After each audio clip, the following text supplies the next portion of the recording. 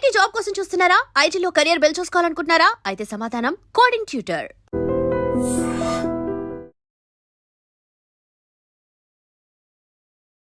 Welcome to I dream. నేను Udayasri. Trump అధ్యక్షుడయ్యాక ఇండియన్స్కి ఒక రకంగా ఇబ్బందికర పరిణామాలు తలెత్తుతూ ఉన్నాయి యుఎస్లో. ఇప్పుడు ఇంకొక లా తీసుకొని వచ్చాడు, అది ఇంప్లిమెంట్ చేశారు. అదేంటి అనంటే యుఎస్కి వెళ్ళే వాళ్ళకి ఒకవేళ డయాబెటీస్ ఉన్నా కానీ, ఒబేస్ ఉన్నా కానీ వాళ్ళకి వీసాలు ఇవ్వద్దు అంటూ ఒక రూల్ తీసుకొచ్చారు. అసలు ఏంటి ఈ రూల్? ఇది ఇంప్లిమెంట్ అయిందా?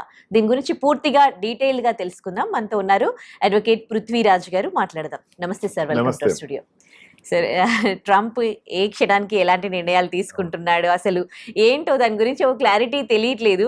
ఒక్కొక్కరు ఒక్కోలా మాట్లాడుతూ ఉన్నారు. ఇప్పుడు డయాబెటీస్ ఉన్న వాళ్ళకి, అలాగే ఒబేస్ ఉన్న వాళ్ళకి వీసాలు ఇవ్వరనా? ఈ రూల్ ఇంప్లిమెంట్ అయిందా? అసలు ఏంటి ఈ రూల్? ఎస్, ఆర్డినెన్స్ అయితే వచ్చేస్తుందమ్మా, there is no doubt in it. తన చెప్తుంది ఏంటంటే ఒబేస్ కానీ, హై బీపీ కానీ, హై బీపీ రిలేటెడ్ డిసీజెస్ కానీ, అండ్ డయాబెటీస్, షుగర్ ఉన్న వాళ్ళకి, వీళ్ళెవరూ కూడా నా కంట్రీకి రావద్దు. అక్కడ చెక్ పాయింట్లోనే అది సర్టిఫికేషన్ అనేది క్లియర్గా వెరిఫై చేసుకోండి. అక్కడి నుంచి వచ్చినాక ఇక్కడ కూడా వెరిఫై చేయండి. క్రాస్ చెక్ చేసుకుని ఖచ్చితంగా వాళ్ళకి షుగర్ ఉంది, లేకపోతే ఏదైనా డిసీజెస్ ఉన్నాయి ఈ సంబంధించినవి అనిపిస్తే వాళ్ళు ఆపేసేసేయండి, దయచేసి రానివ్వకండి. అండ్ క్యాన్సర్ కూడా అతను చెప్పాడు, ఈ డిసీజెస్ ఉంటే కనుక మా కంట్రీకి రావద్దు దయచేసి, మాకు ఉండేవాళ్ళు హెల్తీగా ఉండేటువంటి సిచ్యువేషన్స్ మాకు కావాలి, ఏ కంట్రీ నుంచి వచ్చినా అని చెప్పేసి తను చెప్పడం జరిగింది. ఈ చెప్పడంలో అంతరార్థం ఒకటి ఉంటుందమ్మా, అదేంటంటే వాళ్ళకి ఇండియన్ కంట్రీ లాగా అక్కడ ఇన్సూరెన్స్ పాలసీస్ అనేది వైబ్గా ఉంటాయి, చాలా ఎక్కువ వైడ్గా. వాళ్ళ ప్రతి వెళ్ళిన వాళ్ళు ప్రతి వాళ్ళు కూడా ఏదైనా చిన్న హెల్త్ డిజార్డర్స్ ఏదైనా వచ్చినా సరే, డిజాస్టర్స్ ఏదైనా వచ్చినా సరే హాస్పిటల్ నుంచి క్లెయిమ్ చేసుకోవచ్చు. ఫ్రీ మెడికేషన్ ఉంటుంది వాళ్ళకి. మెడిసిన్ కూడా పెద్ద పే చేయక్కర్లేదు. మనకి గవర్నమెంట్ హాస్పిటల్ లాగా ప్రైవేట్ సెక్టర్ హాస్పిటల్స్, మనకి private sector hospital government hospitals ఉంటాయి, కేర్ ఎక్కువ ఉంటుంది. అందుకని ఎవరైనా ఏదైనా ప్రాబ్లం వచ్చినా సరే హాస్పిటల్కి వెళ్ళచ్చు. మెడిసిన్స్ మ్యాక్సిమం ఫ్రీ ఉంటాయి, ఇన్సూరెన్స్ పార్ట్ ఎక్కువ ఉంటుంది. అదంతా గవర్నమెంట్ భరించేటువంటి ఒక బర్డెన్ కింద తను ఫీల్ అయ్యాడు. వీళ్ళందరికీ నేను నా సిటిజన్స్ కాని వాళ్ళు నేను ఎందుకు భరిస్తాను, నా సిటిజన్స్ అయితే నేను భరిస్తాను, నా సిటిజన్స్ కాని వాళ్ళు కూడా నేను ఎందుకు భరిస్తాను అన్న ఒక నోషన్ అయితే ఫస్ట్ నుంచి మగా దగ్గర నుంచి చూసుకున్న, మేక్ అమెరికా గ్రేట్ అగైన్ అని చెప్పినప్పుడు నా కంట్రీ సిటిజన్స్కి కానిది ఏది కూడా మిగతా వాళ్ళకి నేను ఇవ్వను.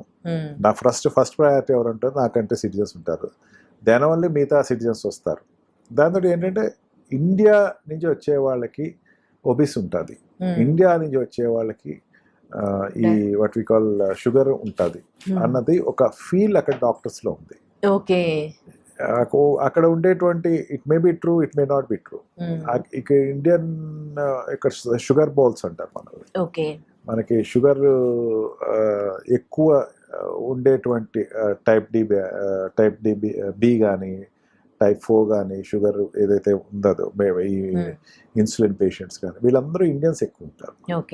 వీళ్ళందరికీ ఇవ్వాలంటే నేను ఎక్కడ ఇస్తాను, నేను వాళ్ళు వద్దు, అసలు గవర్నమెంట్ కి బర్డెన్ అవుతుంది అన్న ఒక తను చెప్పేది రీజన్ చెప్పాడు. బట్ లోపల రీజన్ చూస్తే ఎంత ఫిల్టర్ చేసుకోగలిగితే అంత తగ్గించవచ్చు.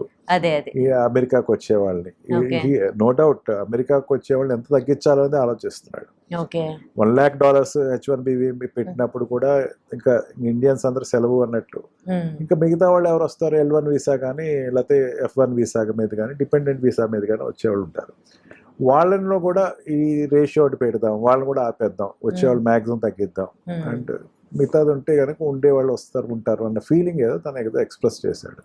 ఒకవేళ ఇప్పుడు ఆల్రెడీ అక్కడ ఉంటున్న వాళ్ళు, రెన్యువల్ చేయించుకోవాలి అనుకుంటున్న వాళ్ళు, ఇప్పుడు రెన్యువల్ డేట్ దగ్గర పడింది అనుకోండి వీసాది, అప్పుడేంటి పరిస్థితి వాళ్ళది? ఇప్పుడు ఆల్రెడీ డయాబెటీస్ అనుకోండి, వాళ్ళు ఒబేసే ఉన్నది అనుకోండి, అండ్ డిపెండెంట్ వీసా పైన ఉన్న వాళ్ళు, ఉంటున్న వాళ్ళు, వాళ్ళ పరిస్థితి ఏంటి?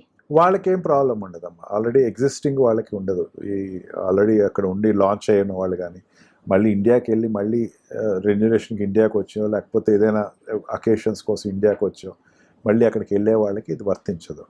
కానీ ఎందుకైనా మంచిది, నేను ఫస్ట్ నుంచి మన ఐ డ్రీమ్లో చెప్తున్నాను, ఈ కనీసం 3 years టైంలో ఎమర్జెన్సీ పర్పస్ తప్ప మిగతా టైంలో 3-4 years ఉంది, ఇంకా 3 years ఉన్నాను.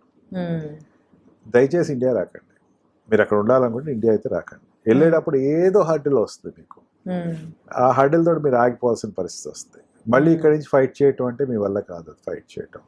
మీ రిప్రజెంటేటివ్ ఎవరైనా అక్కడ ఫైట్ చేయాలి. ఇది చాలా పెద్ద ప్రాబ్లం. అందుకని ఏంటంటే మ్యాక్సిమం ఇండియాకి రాకండి, మీరు అక్కడే ఉండండి. మీరు స్టూడెంట్ వీసా మీద వెళ్ళారు, మీకు జాబ్ వచ్చింది, జాబ్ ట్రై చేస్తున్నారు, అక్కడే మీరు ఫర్దర్ కోర్స్ చేసుకుని మళ్ళీ ఇంకొక F1 వీసా కంటిన్యూషన్ వీసా తీసుకోండి తప్ప డోంట్ కమ్ టు ఇండియా. ఇండియాకి వస్తే ప్రాబ్లం ఏమొస్తుందంటే ఇండియాకి వచ్చిన తర్వాత తిరిగి వెళ్ళే వాళ్ళకి చాలా ఇబ్బంది పడుతున్నారు. Okay, even green card holders, senior citizens ఇబ్బంది పడుతున్నారు. మీరు ఎన్నాళ్ళు ఎక్కువ నాళ్ళు అంటే జనరల్ గ్రీన్ కార్డ్ వచ్చేస్తే వాళ్ళు ఏంటంటే కొంచెం రిలాక్స్గా ఇండియా వస్తారు. కొన్నాళ్ళు ఒక 6 months ఇండియాలో ఉందాం, అన్ని వ్యవహారాలు చూసుకుందాం, అందరినీ పలకరించి వెళ్దాం. ఒక్కోసారి లేట్ అవుతుంది, 3 months అనుకున్నది ఎక్స్టెండ్ 6 months అవ్వచ్చు, లేదా 6 months అనుకున్నది 7 months అవ్వచ్చు.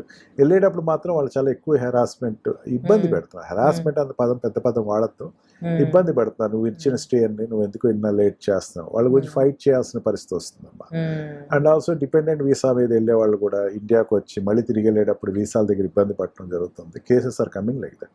అందుకే దయచేసి మీరు ఇండియాకి రావటానికి తగ్గించుకోండి. 3 years ఆగితే గవర్నమెంట్ మారితే మళ్ళీ there will be a good time. మరి last term of the government, last time కూడా ట్రంప్ లాస్ట్ ఇయర్ టర్మ్లో కొంచెం ఎక్కువ రిలాక్సేషన్ ఇచ్చాడు. ఇంకా ట్రంప్ ఇంకా ఒక నీళ్ళు దిగిపోతారు అనగా ఇండియన్కి ఒక రకమైన స్వర్గధామంలా వచ్చింది. ఫస్ట్లో అట్లాగే ఇబ్బంది పడ్డ తర్వాత అది బాగా ట్రాక్లోకి వెళ్ళి ప్రాబ్లం లేకుండా ఇక్కడి నుంచి వెళ్ళిన వాళ్ళు పెరిగారు. అదేవిధంగా కొంచెం ఒక 2 years అయినా మీరు మినిమం ఆగిపోండి, don't come to India. Okay, పోనీ అంటే ఇప్పుడు డయాబెటీస్ అంటే కొంచెం ఏజ్ పైబడ్డ వాళ్ళకి వస్తుంది, డిపెండెంట్గా ఉన్న వాళ్ళు ఓకే, వాళ్ళకి డయాబెటీస్ వస్తుంది, వాళ్ళకి వీసాలకి ఏమైనా ఇబ్బంది అవుతుంది అంటే అది ఓకే.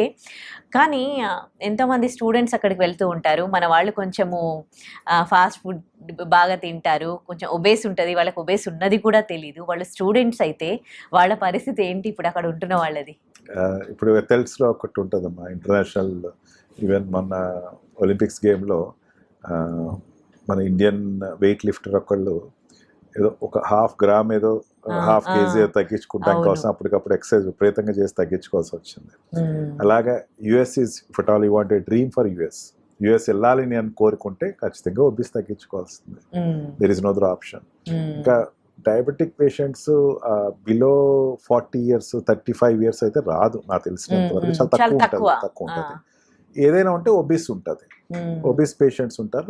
ఒబిస్ తగ్గించుకుంటాం ఎంతకైనా మంచిది. అంటే ఇక వాడికి సెలెక్ట్ అవుతున్నట్లయితే వెళ్ళాలనుకుంటే ఫాస్టింగ్స్ కానీ లేకపోతే వాట్ వి కాల్ వాకింగో లేకపోతే జాగింగో చేసి ఏదో రకంగా ఫిట్ అయ్యి వెళ్ళటం బెటర్. అక్కడికి వెళ్ళిన తర్వాత యూ కంటిన్యూ. ఒక మంచిదే కదమ్మా, ఏదైనా సరే ఫాస్ట్ ఫుడ్స్ తగ్గించుకోవాలని ఎవరైనా చెప్తున్నారు.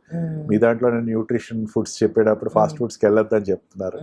ఎస్, స్టూడెంట్ వెళ్ళాలనుకుంటే దే హ్యావ్ టు. దాన్ని ఏమీ లేకుండా నాకు లక్కీ డ్రాలో వెళ్ళిపోతానంటే అవదమ్మా. They have to do some exercise to go to US. Okay, ఇప్పటికే ఆయన తీసుకొచ్చిన రూల్స్తో అక్కడ జాబ్స్ పోయి అండ్ జాబ్స్ దొరకక ఇండియన్స్ని రిక్రూట్ చేసుకోవట్లేదు. ఇది ఒక విధంగా మనకి ఇబ్బందికరంగా ఉన్నా, మన వాళ్ళకి జాబ్స్ రాకున్నా అక్కడ వాళ్ళకి అంటే వాళ్ళ రిక్వైర్మెంట్ కూడా వాళ్ళకు ఉంది కదా. సో యుఎస్లో వాళ్ళకి ఏం ఇబ్బంది అవ్వట్లేదు అక్కడ కంపెనీస్కి? లేదమ్మా, యుఎస్లో ఇబ్బంది పడుతున్నారంటే మెయిన్ అక్కడ రిక్రూట్ చేసుకునే వాళ్ళు ఎవరైతే ఇండియన్స్ కానీ అంటే గ్రీన్ కార్డ్స్ వాళ్ళు కానీ లేకపోతే ఎక్కువ మంది ఎవరున్నారు అక్కడ సెక్టర్లో ఉన్న వాళ్ళందరూ ఇండియన్సే ఉన్నారు. అదే కదా, మేనేజర్ సెక్టర్లో ఉండేవాళ్ళు ఇండియన్సే ఉంటారు.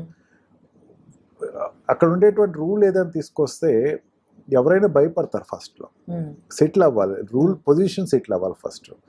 ఆటోమేటిక్గా తర్వాత తీసుకుంటారమ్మా. ఒక 3-4 monthsలో క్లౌడ్స్ విల్ బి క్లియర్. ఈ టైంలో స్టూడెంట్ కింద వెళ్ళిన వాళ్ళు మీరు ఓపీటీ కోసం వెయిట్ చేయండి, don't come out and wait for some time. Courses చేయండి, definitely will get it. Do any small job what is required for your stay. అక్కడ ఉండటానికి ఎంత డబ్బులు ఖర్చు అయ్యి చిన్న ప్యాకేజ్ వచ్చినా జాయిన్ అయిపోవటం బెటర్. అంతేగాని పెద్ద కంపెనీలో నాకు కావాలి, ఇన్ఫోసిస్లో రావాలి, మైక్రోసాఫ్ట్లో రావాలనుకుంటే కొంచెం ఇబ్బంది ఉంటుంది వాళ్ళకి. మిగతా వాళ్ళు they have to, there is no other outgo ఉంటే అనుకోవచ్చు. అక్కడ ఉండే ఎంప్లాయీస్ హైయర్ పొజిషన్లో కూడా ఇండియన్సే ఉన్నారు కాబట్టి ఖచ్చితంగా వాళ్ళు మీకు ఆపర్చునిటీ వస్తుంది, మీకు ఇస్తారు కూడా. You have to wait. Okay, right, thank you. Thank you. And for more videos, Please subscribe to iDream. Please subscribe to iDream. Please subscribe iDream. And please subscribe to iDream. For more videos, subscribe to iDream. please like, share, and subscribe to the channel. Congratulations, iDream. Subscribe to iDream. Subscribe to iDream. So subscribe to iDream Media. iDream team అందరికి huge congratulations. Please subscribe iDream Media. Please subscribe to iDream. Subscribe iDream. Please subscribe to iDream. iDream అంటే నా కళల ఛానల్ను subscribe చేసుకున్న నోరు తిరుగుతలేదు, మీరైతే గంట గుర్తు కొట్టండి. For more such videos, please subscribe to iDream. Subscribe to iDream. Please subscribe to iDream. Please subscribe iDream Media. Please do subscribe to iDream. Please subscribe to iDream Media. For best entertainment and information, please subscribe iDream. And don't forget to subscribe to iDream.